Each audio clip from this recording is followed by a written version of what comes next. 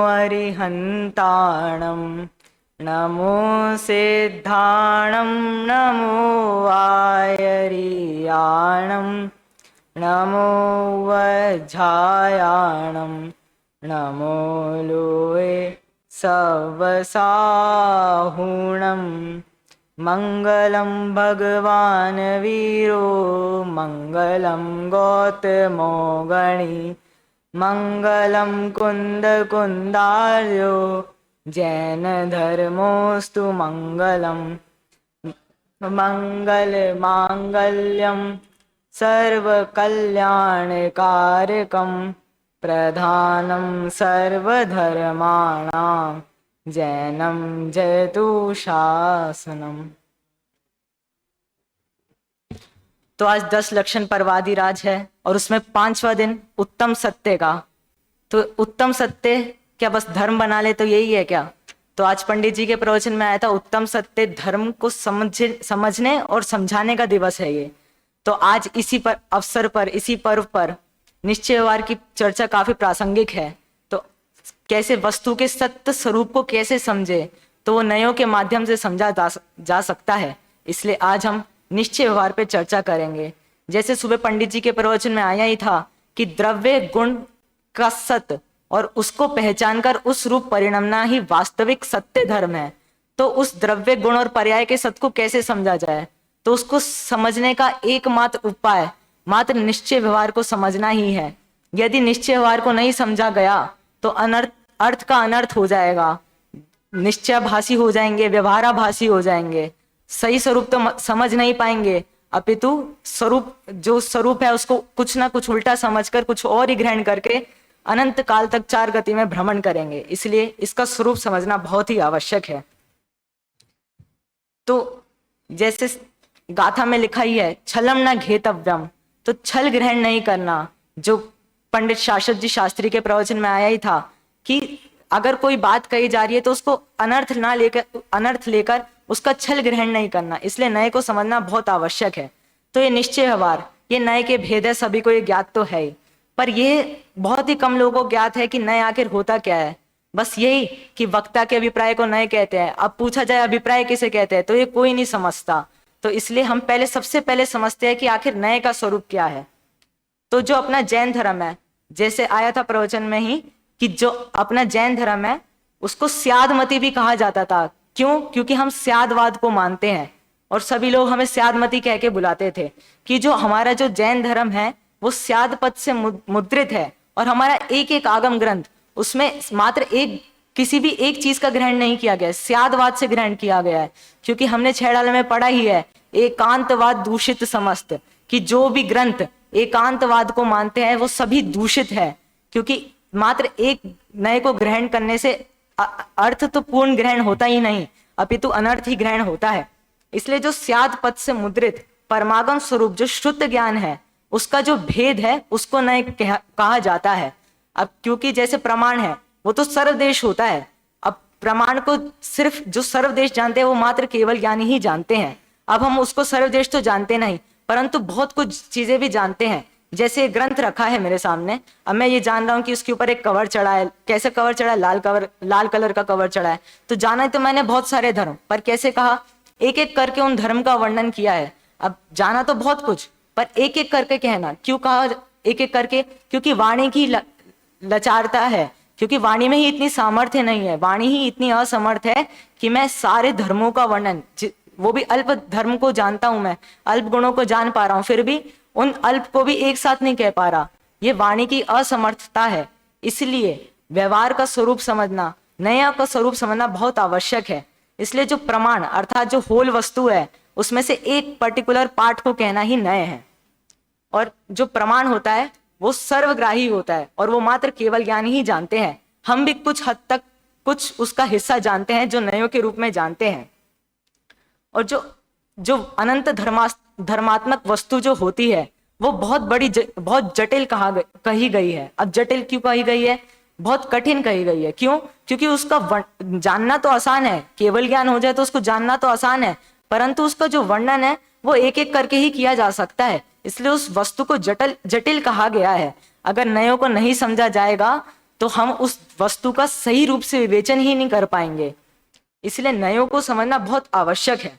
अब नयों के बारे में तो हमने जान लिया, अब नयों की आवश्यकता जैन धर्म को समझने में क्यों पड़ी, इसको जानना आवश्यक है कि जिन आगम का मर्म समझने के लिए नयों का स्वरूप समझना आवश्यक ही नहीं अभी तो अनिवार्य है। नए चक्र में भी लिखा है कि नयों का स्वरूप मात्र ज्ञाता को मात्र वक्ता को नहीं अपितु श्रोता को भी ज्ञात होना चाहिए। अब वक्ता तो बता देगा कि इस नए से ये कहा गया है, इस नए से ये कहा गया है, परंतु श्रोता को यदि उस नए का स्वरूप नहीं पता होगा तो कैसे पता लगाएगा कि उसने किस नए से ऐसा कहा है और उस नए का स्वरूप क्या है। इसलिए जिन आगम के मर्म को समझने के लिए नए का स्वरूप, नए का मर्म समझना अत्यंत आवश्यक है। पंडित टोडरमल जी ने भी कहा है कि जो जैनी है, जिन आज्ञा को मानते हैं परंतु फिर भी उनके मिथ्यात्व का अंश शेष रह जाता है। अब उस मिथ्यात्व का अंश शेष क्यों रह जाता है? क्योंकि वो जो वस्तु है उसका जैसा कथन करा गया है, जिस रूप से कथन किया गया है, जिस विवक्षा से कथन किया गया है, उसको समझ ही नहीं पाते। इस कारण मिथ्यात्व का अंश रह जाता है। और हमें पता है कि मिथ्यात्व का अंश भी बुरा है। जैसे सफेद कपड़े पे छोटा सा दाग लग जाए तो वो बुरा लगता है। कोई भी सफेद कपड़े पे अगर कोई दाग लगा हो तो उस कपड़े को, उस वस्त्र को पहनना पसंद नहीं करता। इसलिए उस मिथ्यात्व का अंश भी हमारे अंदर नहीं रहे, इसलिए नयों को समझना अत्यंत आवश्यक है। और जो व्यक्ति, ऐसा द्रव्य भाव प्रकाशक नए चक्र में लिखा है कि जो व्यक्ति इन नयों के स्वरूप को नहीं जानता, इन नयों की दृष्टि से विहीन है, वो वस्तु स्वरूप का सही ज्ञान नहीं कर सकता। और जब तक वस्तु स्वरूप का ज्ञान नहीं होगा तब तक सम्यक दर्शन कैसे प्रकट हो सकता है। अब जैसे आत्मा है, यदि आत्मा को नहीं पहचाना, अब आत्मा को कैसे जानेंगे? अब सीधा बोल दिया ज्ञायक आत्मा, अब कौन कैसे समझेगा कि ज्ञायक आत्मा होता क्या है आखिर? अब उसको भेद कर करके बताएंगे कि जो दर्शन सहित है, जो ज्ञान सहित है, जो चारित्र सहित है। इसलिए जो व्यक्ति नए दृष्टि से हीन होगा वो उस चीज को समझ ही नहीं पाएगा, उस सत्स्वरूप को समझ ही नहीं पाएगा। इसलिए नए ज्ञान की आवश्यकता जैन धर्म में विवेचनीय है, करने योग्य है। अब निश्चय व्यवहार के स्वरूप की ओर बढ़ते हैं कि जैन धर्म में, जैन दिगंबर आमनाओं में हमने देख चुके हैं कि निश्चय व्यवहार विवादात्मक विषय बन चुका है। जहां कहीं भी जाओ निश्चय व्यवहार की चर्चा तो जरूर मिलती है। कोई भी प्रवचन सुन लो, कोई भी ऐसा प्रवचन नहीं जहां निश्चय व्यवहार की चर्चा ना आए। प्रत्येक प्रवचन में निश्चय व्यवहार की चर्चा आती है। और ये निश्चय व्यवहार का स्वरूप ना समझने के कारण कितनी बड़ी हमारे से भूल हो गई है कि हमारे वैसे ही जैन धर्म इतना छोटा सा है और उसमें भी इतने भेद हो चुके, इतनी पंथामनाएं चल चुकी है, और उसके बाद फिर निश्चय व्यवहार ये अलग हिस्से खड़े हो गए हैं। अब जैसे यहाँ पे 10 लक्षण पर्व चल रहे हैं तो कुछ लोग कहेंगे कि ये निश्चय वालों के 10 लक्षण पर्व चल रहे हैं, और बगल की गली में 10 लक्षण पर्व चल रहे होंगे तो कहेंगे कि व्यवहार वालों के 10 लक्षण पर्व चल रहे हैं। तो इससे निश्चय व्यवहार का स्वरूप ना समझने के कारण कितना भेद खड़ा हो गया है। अब कोई भी व्यक्ति आता है, उस वस्तु का, उस बात का जो कहा गया है उस बात का मर्म तो समझता नहीं, कुछ का कुछ ग्रहण कर लेता है और खुलेआम उसका प्रचार प्रसार करता है। जो गलत बात है उसका प्रचार प्रसार खुले में करता है, जिस कारण और विरोध देखने को मिलता है। और हम अब निश्चय व्यवहार का स्वरूप पंडित टोडरमल जी द्वारा लिखित मोक्ष मार्ग प्रकाशक के आधार से समझेंगे। तो मोक्ष मार्ग प्रकाशक के पृष्ठ क्रमांक 248 में उन्होंने 4 परिभाषाएं द्वारा निश्चय व्यवहार का स्वरूप समझाया है। सबसे पहले सच्चे निरूपण, जो यथार्थ निरूपण होता है उसको निश्चय कहा गया है, और जो उपचरित अर्थात उपचार से जो निरूपण किया गया है उसको व्यवहार बताया गया है। जैसे हम एक उदाहरण देखते हैं, जैसे मिट्टी का घड़ा। अब मिट्टी का घड़ा ये यथार्थ निरूपण है क्योंकि वह घड़ा मिट्टी का ही है। अब घी के संयोग से, घी के उपचार से उसको घी का घड़ा कह देना ये व्यवहार नया है। तो ये पहली परिभाषा पंडित टोडरमल जी की है। अब दूसरी परिभाषा, एक ही द्रव्य को उसी द्रव्य के भाव रूप कहना। अब जो मिट्टी का घड़ा है उसका द्रव्य क्या है? मिट्टी। उस मिट्टी के घड़ों को उस मिट्टी रूप ही कहना ये निश्चय नय है। और उसी द्रव्य को अन्य द्रव्य के भाव स्वरूप कहना ये व्यवहार नय है। अब वास्तव में तो वो मिट्टी का घड़ा है परंतु उसको अन्य द्रव्य के स्वरूप अर्थात घी के स्वरूप, घी द्रव्य के स्वरूप कह देना ये व्यवहार नय है। अब तीसरी परिभाषा, जिस द्रव्य की जो परिणति हो उस रूप ही कहना निश्चय नय है। अब जैसे मिट्टी के घड़े की परिणति अर्थात पर्याय भी कह सकते हैं कि उस घड़े की परिणति उस मिट्टी रूप ही है, उस मिट्टी रूप ही उस घड़े का विवेचन करना सो निश्चय है। और उस घड़े का घी के रूप विवेचन करना तो व्यवहार नय, जैसे घी का घड़ा तो ये व्यवहार, और मिट्टी का घड़ा ये निश्चय। अब चौथी परिभाषा, व्यवहार नय स्वद्रव्य पर द्रव्य को, उनके भावों को, वह कार्य कारण आदि को किसी में मिलाकर निरूपण करता है। अब जैसे मिट्टी के घड़े में, मिट्टी के घड़े का स्वद्रव्य क्या है? मिट्टी। जो मिट्टी है उस घड़े का स्वद्रव्य है, और उसका परद्रव्य क्या है उस अपेक्षा से? घी। तो व्यवहार ने क्या किया? उस स्वद्रव्य को परद्रव्य में मिलाकर निरूपण किया। जो स्वद्रव्य था मिट्टी, उसको घी रूप कहा। तो क्या कहा कि मिट्टी का घड़ा, तो ये हुआ व्यवहार, एक द्रव्य को दूसरे द्रव्य के रूप कहना। और निश्चय है कि उसी द्रव्य के भाव को उसी के रूप कहना सुनिश्चय है। अब जो मिट्टी का घड़ा है, जो हम पहले देख चुके हैं पहली परिभाषा के आधार से ही, कि मिट्टी के घड़े को उसी रूप कहना, मिट्टित्व जो उसके अंदर जो उसका द्रव्य है मिट्टी, उस रूप ही कहना सुनिश्चय है। अब इन चार परिभाषाओं से जो निष्कर्ष निकलते हैं, जो इनमें भेद प्रभेद, जो भेद निकलते हैं इन निश्चय और व्यवहार न्याय में, उसको हम देखते हैं कि निश्चय न्याय का जो विषय है वो अभेद है। निश्चय न्याय किसी में भेद नहीं करता, अपितु अभेद की स्थापना करता है, और व्यवहार न्याय उसका काम है भेद करना।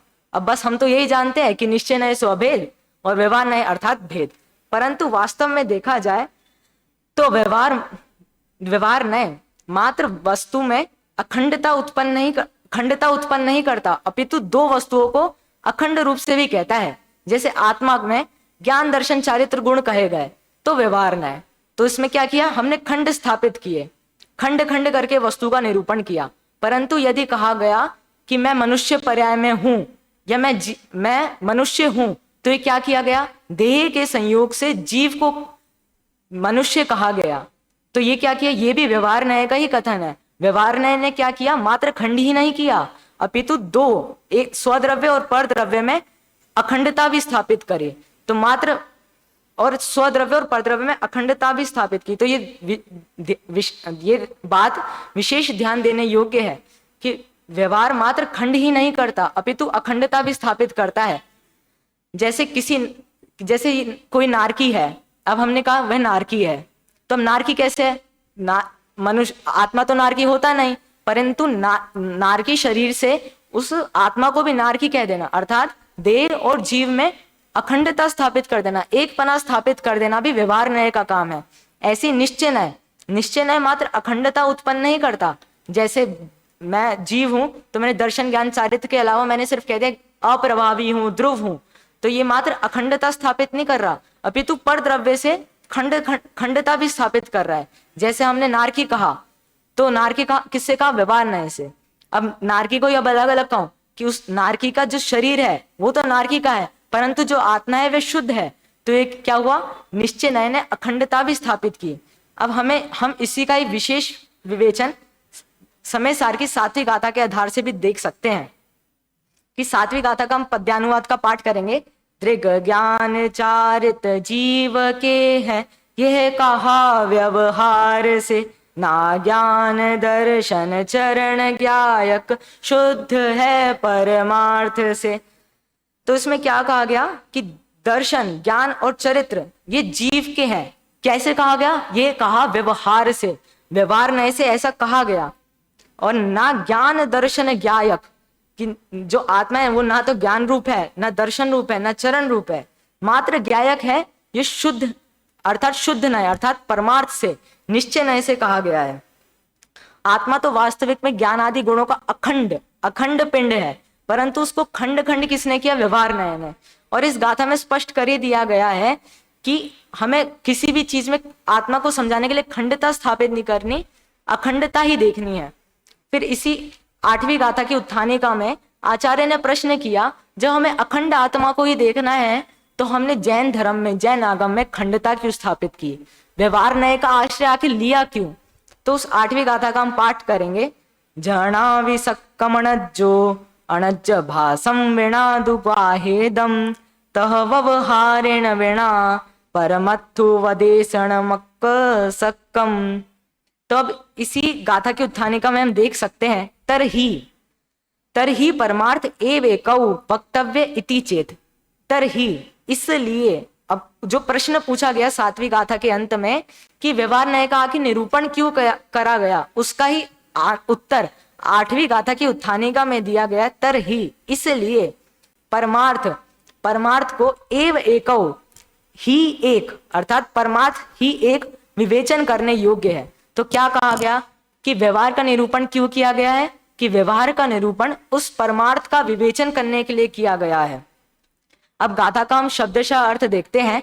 जह, जह अर्थात जैसे, न वी अर्थात नहीं है, जहण्यवी अर्थात जैसे नहीं है, सक्कम अणज जो, सक्कम अर्थात शक्य, मणज जो अर्थात अनार्य को, कि क्या जैसे अनार्य को सक्षम नहीं है, शक्य नहीं है। अनच्य भाषम बिना, अनार्य भाषा के बिना, दु गा हेदुम अर्थात उसको समझाना। जैसे अनार्य भाषा को, अनार्य भाषी को अनार्य भाषा के बिना समझाना असंभव है, शक्य नहीं है। तह अर्थात वैसे ही, व्यवहारेण बिना, व्यवहार के बिना, परमत्थ अर्थात परमार्थ को, उपदेशणम, उपदेशणम अर्थात उपदेश करना, व्यवहार को, परमार्थ को समझाना, असक्कम शक्य नहीं है। तब गाथा का सामान्य अर्थ देख लेते हैं एक बारी, कि जैसे अनार्य भाषी को अनार्य भाषा बिना समझाना शक्य नहीं है, उसी प्रकार व्यवहार के बिना परमार्थ को, परमार्थ अर्थात निश्चय को समझाना शक्य नहीं है। अब हम जैसे दादा द्वारा कृत पद्यानुवाद में भी देख सकते हैं, अनार्य भाषा के बिना समझा सके ना अनार्य को, बस त्यों ही, बस इसीलिए, बस त्यों ही समझा सके ना व्यवहार बिन परमार्थ को। हम अब इसके आचार्य अमृतचंद द्वारा कृत आत्मख्याति टीका का हिंदी अनुवाद पढ़ेंगे कि स्वस्ति शब्द से अपरिचित किसी मल्लेच्छ को यदि कोई ब्राह्मण स्वस्ति ऐसा कहकर आशीर्वाद दे, तो वह मल्लेच्छ उसकी ओर मेंढे की भांति आंखें टकटकी लगाकर देखता है, आंखें फाड़ फाड़ कर देखता है, जैसे स्वस्ति शब्द है। अब अनार्य भाषी को तो स्वस्ति शब्द का अर्थ पता नहीं, तो टकटकी लगाकर अर्थात बस ऐसे देख रहा है। अब क्यों ऐसे भी क्यों देख रहा है? क्योंकि उसको पता है कि मेरे कोई हित की बात कर रहा है, कोई ये महापुरुष है जो मेरे हित की बात कर रहा है, इसलिए वो टकटकी लगाकर देखता है उन आचार्य को, जो उनको, उसको, उस मलेच्छ को, उस अनार्य को ऐसा कहते हैं कि तेरा स्वस्ति, पर उसको अर्थ तो पता नहीं, परंतु कुछ तो पता है कि कुछ तो अच्छी बात कह रहे हैं मेरे बारे में। पर जब जो जो आचार्य होते हैं उनको पता चलता है कि इसको तो समझ आया नहीं, तब क्या है, उनको तो दोनों भाषा को ज्ञान होता है, तब वो क्या करते हैं, उस स्वस्ति शब्द को उसी अनार्य भाषा में, उसी मल्लेच्छ की भाषा में समझाते हैं कि स्वस्ति का अर्थ क्या है, कल्याण हो, तुम्हारा अविनाशी कल्याण हो। तब जो उसको आनंद उत्पन्न होता है तो उसकी आंखों से अश्रुधारा बह जाती है। तो क्या, जब किसी चीज का हमें भाव भाषण होता है तो हमारे रोम रोम पुलकित हो जाते हैं। अब भाव भाषण भी कैसे होगा, जब हम वस्तु का पूर्ण रूप से सही स्वरूप समझेंगे। अब पूर्ण स्वरूप कैसे समझे? व्यवहार से। व्यवहार के बिना परमार्थ का उपदेश बिल्कुल ही असंभव है। इसलिए आचार्य उस व्यवहार का पूर्णतः निषेध कभी नहीं करते। वे व्यवहार अपने आप छूट जाएगा, जैसे जैसे गुणस्थान बढ़ेंगे व्यवहार का आशय स्वयं छूट जाएगा। परंतु यदि किसी को समझना हो, या वो अभी निचली भूमिका में हो, जिसको अभी आत्मा का स्वरूप ही नहीं पता, तो उसके लिए व्यवहार वह कार्यकारी है। परंतु जो ऊपर के गुणस्थान में चला गया है, उसके लिए व्यवहार कोई काम का नहीं है, व्यवहार उसके लिए त्याज्य है। इसलिए व्यवहार का निरूपण जिन आगम में भी किया गया है। अब हम पढ़ते हैं, इस प्रकार जगत मलेच्छ के तथा व्यवहार नए मलेच्छ भाषा के स्थान पर होने से व्यवहार नए परमार्थ का प्रतिपादक है। अब हम मलेच्छ की जगह क्या रख सकते हैं? अब मलेच्छ के स्थान पे हम जगत को स्थापित कर सकते हैं कि जगत है, जगत को कुछ आत्मा के बारे में ज्ञात नहीं है। और जो अनार्य भाषा है, जो मलेच्छ की भाषा है, वो व्यवहार नय है। तो उस जगत को व्यवहार नय से समझाया गया है। अब वास्तव में तो जो आचार्य थे वो दोनों नयों के ज्ञाता थे।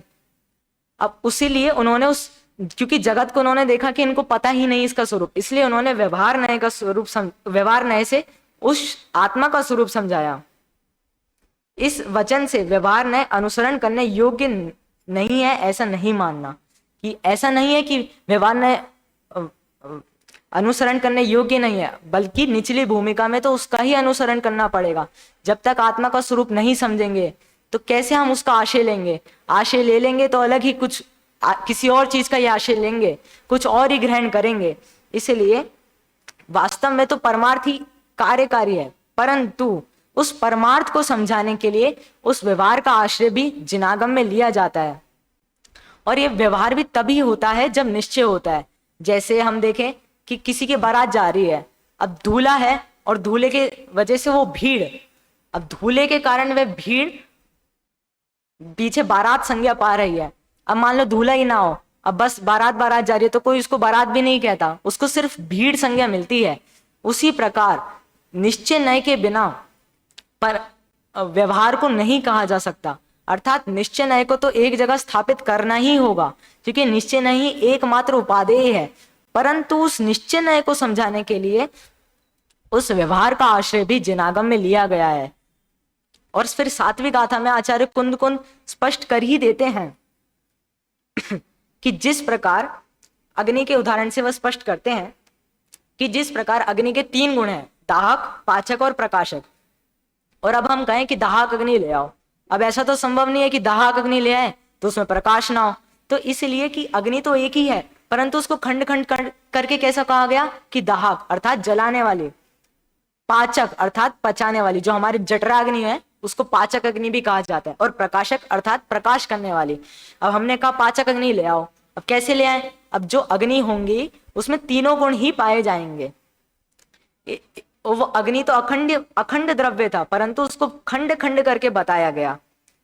उसी प्रकार जो आत्मा है वे तो ज्ञायक ही है, शुद्ध ही है, अप्रभावी ही है, परंतु उसको खंड खंड करके बताया जा रहा है कि वह ज्ञान सहित है, दर्शन सहित है और चारित्र सहित है।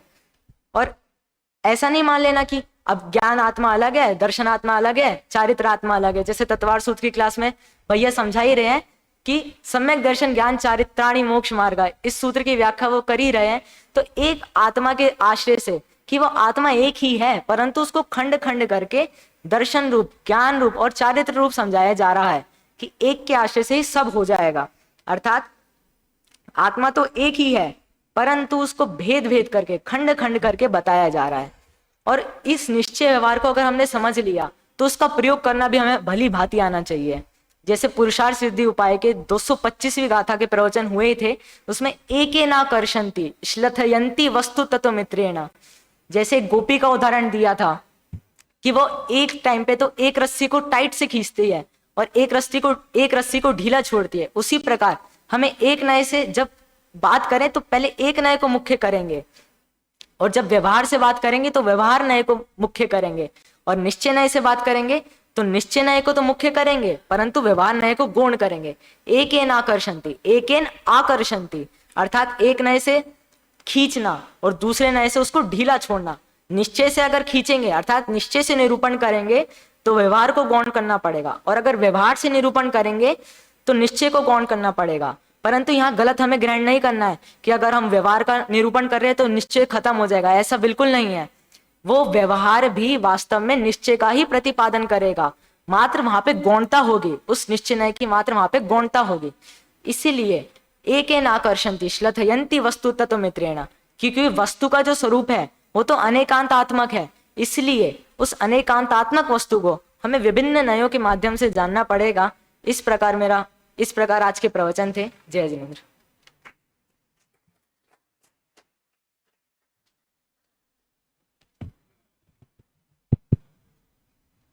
अभी हम सभी उपाध्याय वरिष्ठ के छात्र निवेश जैन दिल्ली का प्रवचन सुन रहे थे।